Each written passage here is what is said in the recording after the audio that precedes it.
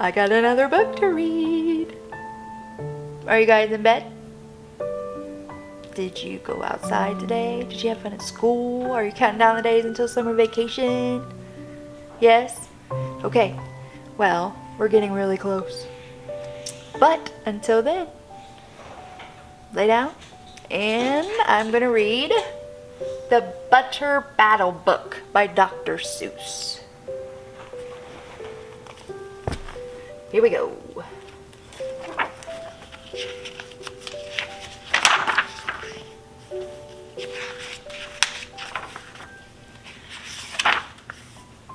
On the last day of summer, 10 hours before fall, my grandfather took me out to the wall. For a while he stood silent, then finally he said, with a very sad shake on his very old head, "As you know, on this side of the wall we are Yooks. On the far other side of this wall live the Zooks." Then my grandfather said, "It's high time that you knew of the terribly horrible thing that Zooks do.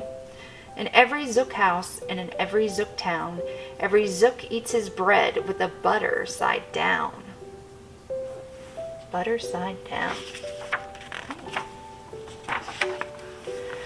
"But we Yooks, as you know, when we breakfast or sup, spread our bread," Grandpa said, "with the butter side up."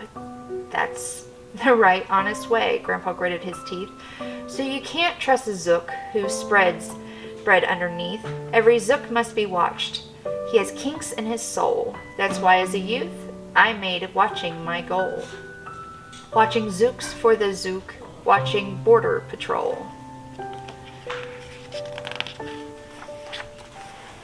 In those days, of course, the wall wasn't so high, and I could look any Zook square in the eye. If he dared to come close, I could give him a twitch with my tough, sufted, prickly snickberry switch. For a while that worked fine, all the Zooks stayed away, and our country was safe. Then one terrible day, a very rude Zook by the name of Van Itch snuck up and slingshotted my snickberry switch. With my broken off switch, with my head hung in shame, to the chief Yerkiroo in great sorrow I came. But our leader just smiled. He said, "You're not to blame, and the Zooks will be sorry they started this game. We'll dress you right up in a fancier suit. We'll give you a fancier slingshot to shoot." And he ordered the boys in the back room to figure how to build me some sort of triple sling jigger. With my triple sling jigger, I sure felt much bigger. I marched to the wall with great vim and great vigor, right up to Van Itch with my hand on the trigger. "I'll have no more nonsense," I said with a frown, "from Zooks who ear bread with the butter side down." Van Itch looked quite sickly. He ran off quite quickly.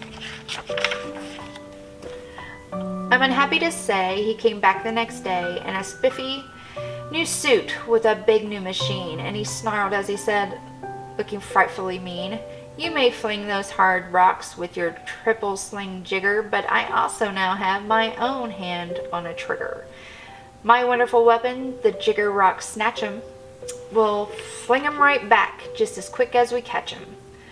We'll have no more nonsense. We'll take no more gup from you Yooks who eat bread with the butter side up." "I have failed, sir," I sobbed as I made my report to Chief Yerkiroo in the headquarters fort. He just laughed. "You've done nothing at all of the sort. Our slingshots has failed. That was old-fashioned stuff. Slingshots, dear boy, are not modern enough. All we need is some new-fangled kind of a gun. My boys in the back room have already begun to think up a walloping whiz-zinger one. My bright boys are thinking. They're on the right track. They'll think one up quick, and we'll send you right back." They thought up a great one. They certainly did. They thought up a gun called the Kickapoo Kid, which they loaded with powerful Pooadoo powder and ants, eggs, and bee legs, and dried fried clam chowder. And they carefully trained a real smart dog named Daniel to serve as our country's first gun-toting spaniel. Then Daniel, the Kickapoo Spaniel, and I marched back towards the wall with our heads held high, while everyone cheered and their cheers filled the sky. Fight, fight, fight for the better side up, do or die. Ooh, look at that one. Well, we didn't do, and we didn't quite die. But we sure did get worst, poor Daniel and I. Van Itch was there too, and he said, the old pig, the boys in my back room invented this rig called the 8-nozzled elephant-toted boom blitz. It shoots high explosive, sour cherry stone pits, and will put your dumb Kickapoo kid on the fritz. Poor Daniel and I were scared out of our wits. Once more by Van Itch, I was bested and beat. Once again I limped home from the wall in defeat. I dragged and I sagged, and my spirits were low as I thought that they ever could go, when I heard a boom-ba and a diddle-dee-dill, and our buttered-up band marched up over the hill. The Chief Yuckaroo had sent them to meet me, along with the Right Side Up song girls to greet me. They sang, "Oh, be faithful, believe in thy butter," and they lifted my spirit right out of the gutter. "My boy," smiled the Chief Yuckaroo, "we've just voted and made you a general. You've been promoted. Your pretty new uniform ready. Get in it. The big war is coming. You're going to begin it. And what's more this time, you are certain to win it.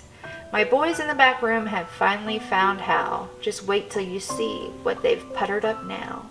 In their great new machine, you fly over the wall and clobber those buttered down zooks one and all."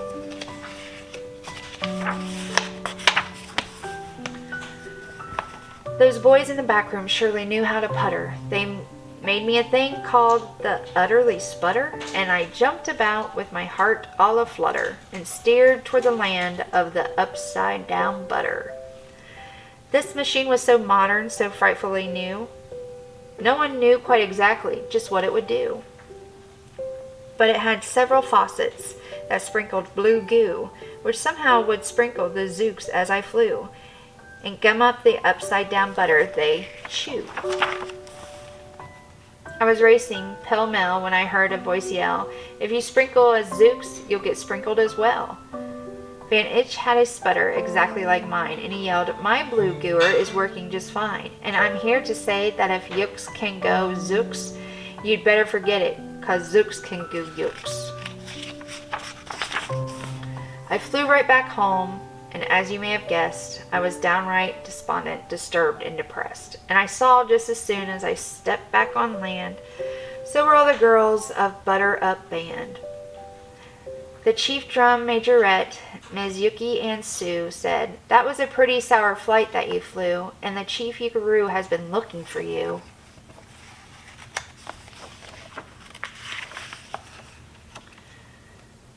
I raced to his office. The place was a sight. "Have no fear," said the chief. "Everything is all right. My bright backroom boys have been brighter than bright. They've thought up a gadget that's newer than new. It is filled with mysterious moo-lack-a-moo, and can blow all those zooks clear to Salamagoo.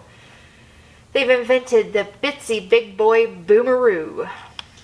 You just run to the wall like a nice little man, drop this bomb on the zooks just as fast as you can. I have ordered all yooks to stay safe underground while the Bitsy Big Boy Boomeroo is around."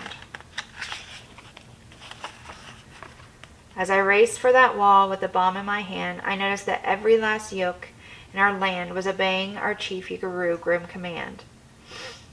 They were all bravely marching with banners aflutter down a hole for their country and right side up butter.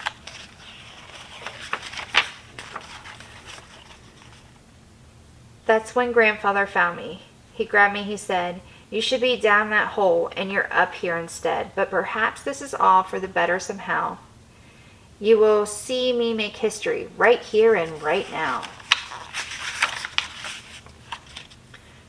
Grandpa leapt up the wall with a loopiest loop, and he cleared his hoarse throat with a bopulous beep. He screamed, "Here's the end of that terrible town, full of zooks who eat bread with the butter side down." And at that very instant we heard a clump clump of feet on the wall, and old Van Itch clumped up. The boys in his back room had made him one too, and his fist was another big boy boomeroo. "I'll blow you," he yelled, "into pork and wee beans. I'll butter side up you to small smithereens." "Grandpa," I shouted, "be careful. Oh, gee, who's going to drop it? Will you or will he?" "Be patient," said Grandpa. "We'll see. We will see." That's it. All right. Okay, I love you. I will see you in the morning. Okay, night.